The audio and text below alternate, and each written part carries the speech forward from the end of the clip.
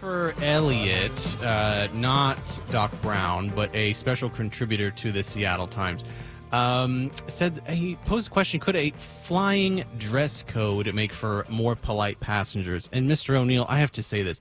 I have been saying this for the better part of, I want to say 20 years, that the way that we fix the way that people operate on planes is we have higher standards for people. And part of that starts with, you don't get to wear sweatpants with the sandal socks combo on a plane, right? This is a space where we're not in your living room, we're in a public space, and so we dress like adults.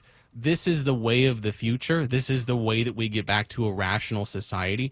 The reason that we are falling apart as a country, Mr. O'Neill, is because people dress like trash when they go to the airport. They dress like a gypsy cursed a laundry bin to live as a man. Do you understand what I'm saying? I hear you. I see it every day. People dress like garbage, and they dress like they hate themselves. And then they go to the airport, and we expect them to operate like normal human beings. And when people are in the costume of a degenerate, they will engage in degeneracy, right? Yeah. This is a very basic formula. And for some reason, we have forgone basic standards of hygiene, decency, personal boundaries in airports. I don't know why, but we have forsaken ourselves in this way, and the way that we find our way back to the promised land is when you put on a nice pair of slacks or a decent pair of jeans, and you put on a nice shirt, and you get on the plane and you say yes sir, no sir, yes ma'am, no ma'am, and you act like an adult. Why, Spike? All we see are pictures of people with bare feet on planes, bare feet, sticking them through the seats, waving them up in the air, the end, over the top of your chair. I can't stand people, dude. And then we wonder why society is falling apart. We wonder why Americans are at each other's throats. We wonder why we can't agree on the most simple of issues. Why is Kevin McCarthy in tears every afternoon when he leaves Congress? Why is Joe Biden eating pints of ice cream every night to try to soothe his internal pain and struggle? It's because people dress like garbage everywhere that they go. And as someone who prides himself on being well dressed, I would like to think that we could all, again, look at Mad Men. Remember Mad Men? Look at how everybody's dressed in Mad Men. 3-piece suits, speaking to each other like adults, getting drunk, smoking cigarettes. That's the world we need to live in. Well, okay, I'm with you. First off, well-dressed people don't cause trouble on planes. They've done study after study. Well-dressed people don't cause problems in real life anywhere. They're more well-behaved. They don't like drama. But here's the thing. You can't lay all this on the people, of the passengers. And here's why. First off, you're right. When we dress nicer, we show respect for ourselves. Indeed. And when you have respect for yourself, then it's easier to have respect for others.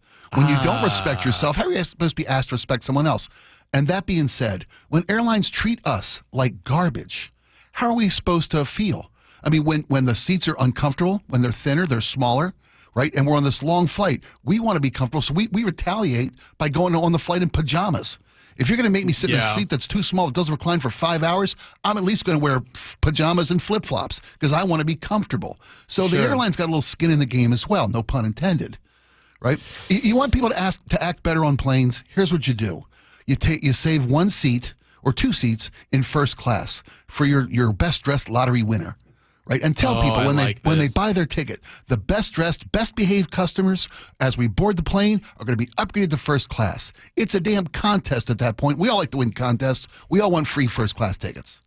This is a phenomenal idea. I will also say that Chris Martin would win every time because Chris Martin's got that drip. You know what I'm saying? Chris Martin is fresh to death, like he got dressed in a coffin. Isn't that right, Chris Martin? Look at you.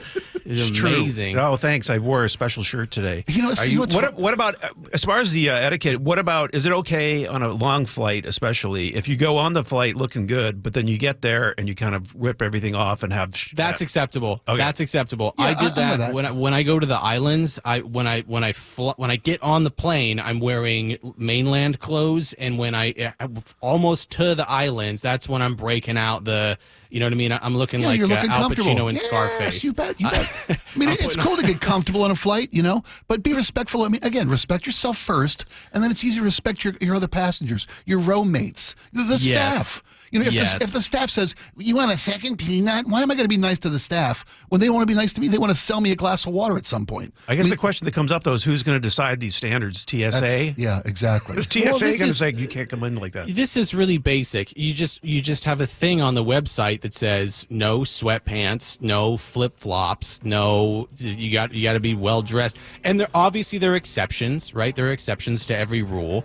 But if you show up, you know, wearing a Duff Man shirt in sweatpants, you know, it's like I have to now call into question your capacity to be a polite and reasonable human being based on the way that you're dressed. And most airlines have a appropriate attire required guideline on their ticket when you They purchase just don't it. enforce it. Oh, They never enforce they don't define it. it. Okay, You know, yeah. let alone enforce All right. it.